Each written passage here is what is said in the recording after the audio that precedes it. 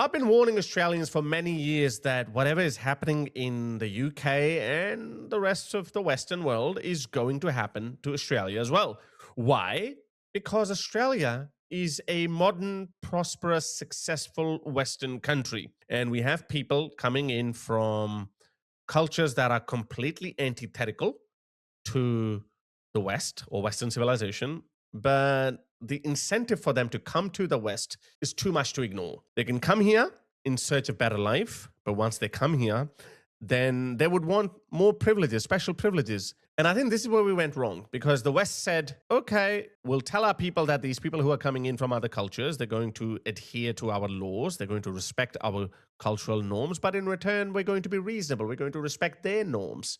So they will, over time, they will integrate straight away because they still have to work. Initially, the integration standards were a lot higher. Like, for example, when I came to Australia in 2003, I had no Centrelink to go to, and which is fine. That's how it should be. I had to finish my studies, and then I have to get in the job market. I had to work hard if I wanted to survive. I know some people back then, they couldn't make it. They couldn't hack it. You know, life. Some were spoiled brats from Pakistan. They had been spoon-fed everything, so they couldn't make it. So they went back. A lot of people went back. But the West, that world is completely gone. The world is actually upside down. These migrants who are not even Australian citizens or permanent residents, when they come here, our governments put them on Centrelink. They get payment. It's even worse in Europe, in the UK. I've seen some horrible stories. But anyway, I no longer have to use videos from the UK to warn the Australian public what's coming their way, okay? I don't have to show them that when you import these people, like the UK did, they will demand this.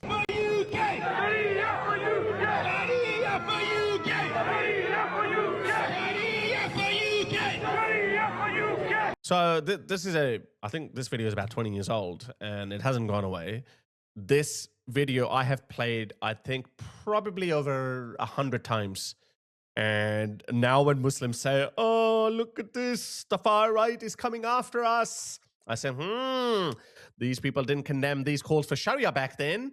So I would say chickens are coming home to roost. As you sow, so shall you reap. What goes around comes around. It's done a full circle now. People in the UK who stayed quiet back then, they didn't riot, they didn't protest after 7/7. They were told, oh, it's just some bad eggs. They said, okay, all right, maybe they're just some bad eggs.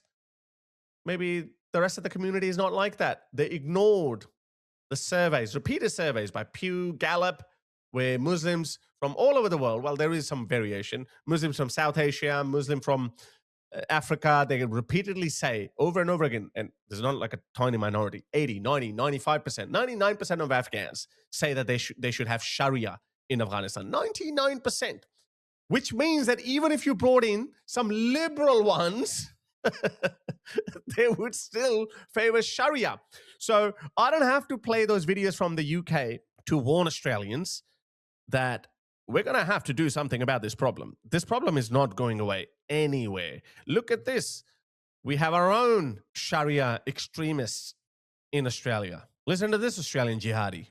Wallahi, my brothers and my sisters in Islam, victory is coming. And you and I, inshallah, because we love Allah and we love His Prophet, we are on that path to victory. We are on that path of the civilizational struggle where we're going to see. Civilizational struggle. The West versus Islam. They actually consider themselves equal of the West. They're not. They really are not. That's why they can't defeat the West militarily. But they can get in. They can infiltrate. And they can give sermons like these on almost a daily basis all over the Western world. I have so many of these videos. I can actually play some of you later on. But they keep doing this to piss us off. Yet our politicians don't do anything. But there is one politician. Actually, sorry, let me finish this video so you actually understand. Dominate. Where we're going to civilizational struggle, where we're going to see Islam dominate. Where we're going to see Islam bring about justice to every corner. Every corner, including Australia, meaning Sharia. So I don't have to warn my fellow Aussies about this impending doom. We have our own homegrown Aussie Islamists that we can learn from. But my point was that our politicians have allowed this. They allowed that in the UK, in Europe, where these people have been making inflammatory statements and speeches like the ones that I showed you for decades now. Okay, it's not a matter of a few years. Oh, sorry, we were hoodwinked. We didn't see that coming. These people have been telling you what they're going to do for decades. Yeah. So nobody did anything. All those politicians on both sides of the spectrum, the Tories on the right in the UK and Labour on the left in the UK, and it was the same in Australia as well. The coalition on the right and Labour on the left, they didn't do anything. In fact, the idea not to criticize badly behaving minorities just became very popular. It became mainstream. That no, sorry, you just don't. If our conservative parties, like the Tories in the UK and the coalition in Australia, if they were just being fair in their criticism, if they had, let's say, turned up the heat on the Muslim community or on the migrant community, that, hey, you've come here, you made the decision to come here, you begged us to give you a freaking chance, we gave you a chance, now you're crossing the limits. Now I know the left would have defended them. The left would have sided with them, but at least there would have been a healthy debate. But what happened in the West, both in the UK and in Australia, pretty much all over the Western world, I'm assuming, I don't know about France and Germany, but because the situation is not any better over there, I'm assuming probably the same thing happened over there as well, which was don't say anything, don't touch it because it'll be bad. If the left was accusing mainstream conservative political parties of racism and bigotry, fine, it still would have worked because half the country was on the right and the other half was on the left. But that didn't happen.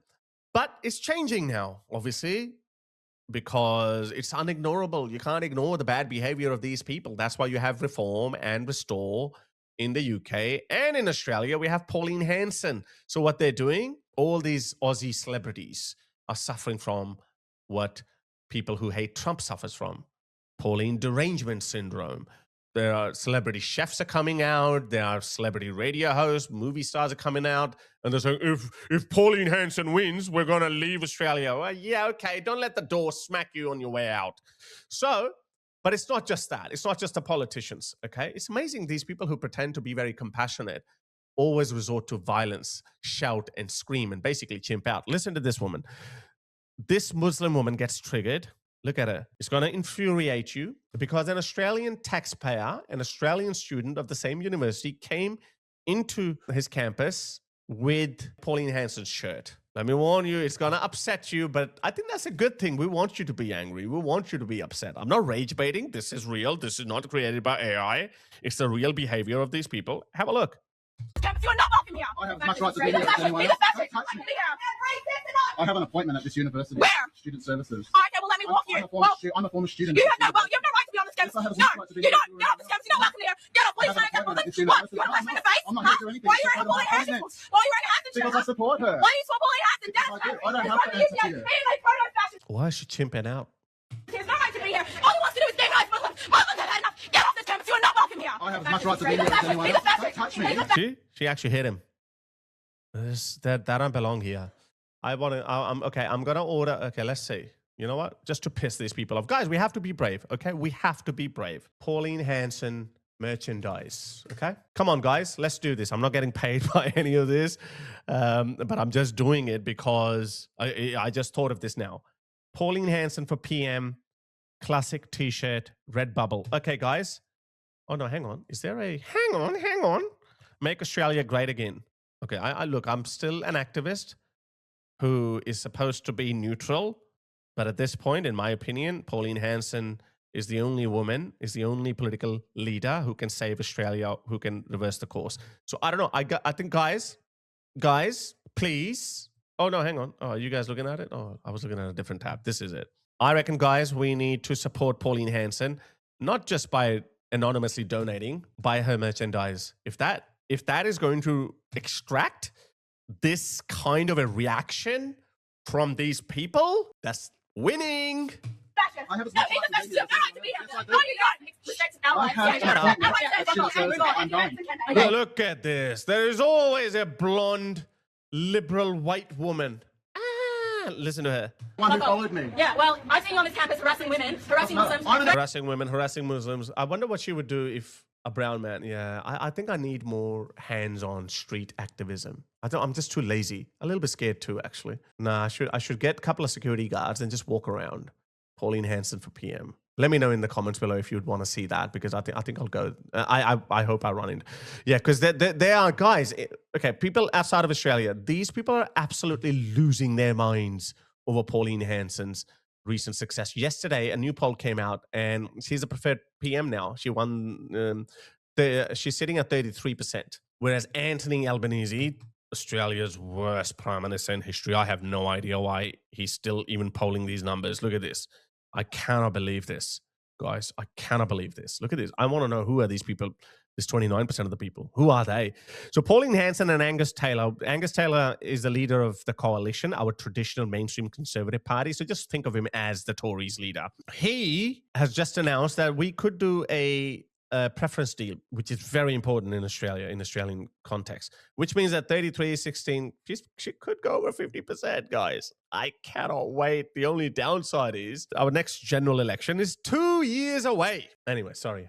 I always go off in these different tangents. I haven't even finished the main video. Okay, let's quickly finish this video. So this woman. The one who followed me. Yeah, well, I've seen you on this campus harassing women, harassing Muslims. I'm an ex-student of this university. I have a completed degree here, and I have an appointment in relation to my degree. So fuck you. She said, well, fuck off. Fuck No, you, no, sir. I have a right to be here. No, you don't. Yes, I do. I have an appointment. I don't attack anyone. Yeah, you don't. I have an appointment at this university. Shut up, fatty. Shut up. Yeah, see, I don't think I can do that. See, that guy is still very calm. I know he's filming. I would lose it. I would lose it. I have a big mouth. I would lose it. I'd say something really mean, and then, you know, it's not going to end well for me. Well, actually, it'll be good for content for people to react to. I don't know. I think yeah. Deal with it. I will deal with it. I will deal with The deal is where I'm going. I would have dropped a couple of really bad words by then. I would have called her a few names. I would have really insulted Muhammad. I would have said really disgusting things about Muhammad.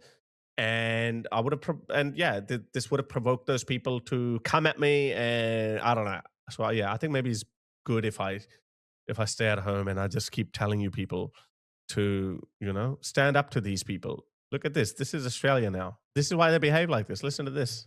So never give your food to any kafir. Kafir means you, non-Muslims, infidels. I never give my food to any kafir. That's right. I had some Patriots, they will come to work for me a couple of months ago. They're going to be coming, some new ones are coming now. So not just white people, Sikhs, Hindus, everyone. To work for me soon. We're going to pick them up for about 20 quid a day. Yeah? They came to work for me and they were in the garden. I don't offer none of my food. I sat there in my kitchen, I was eating my chande masala and my rice and that. I'm not going to give them none of my food. Rasulullah said, do not let anybody enter your home but a Muslim.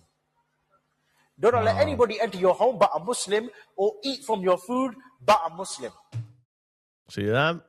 See that? They don't even think that you should come to their house. And we are told to like these people.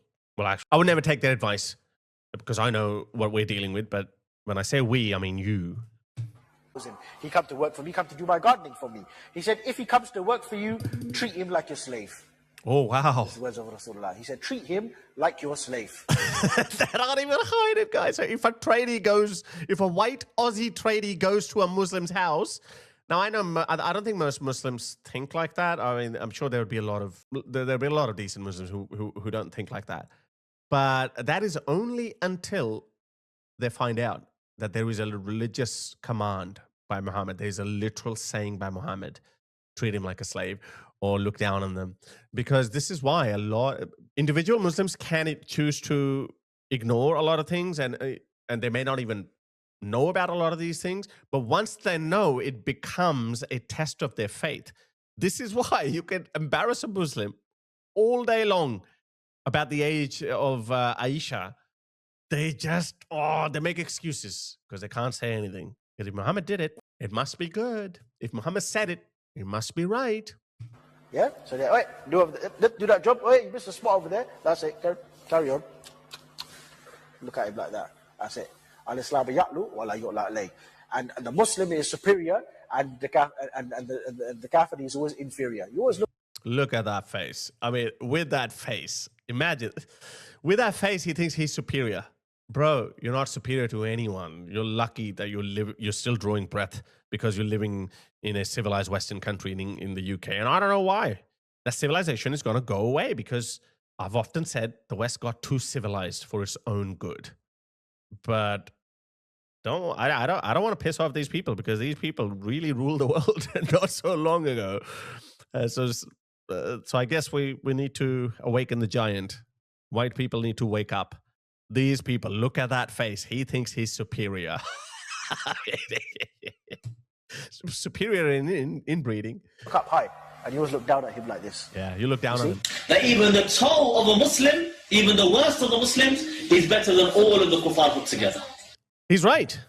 You know, this actually comes from the Quran. This line of thinking comes from the Quran. There is a Quranic verse, chapter 14, verse 18, that says, "This is the example of those who disbelieve in their Lord, i.e. all of you non-Muslim. Their works are like ashes upon which the wind blows fiercely on a tempestuous day. They shall find no reward for their deeds. That indeed is the farthest point in straying." So even if you are the greatest humanitarian who has ever lived, you've done so much. You're Nelson Mandela. Well, I don't know if that's what he achieved was good in the end, but I can understand.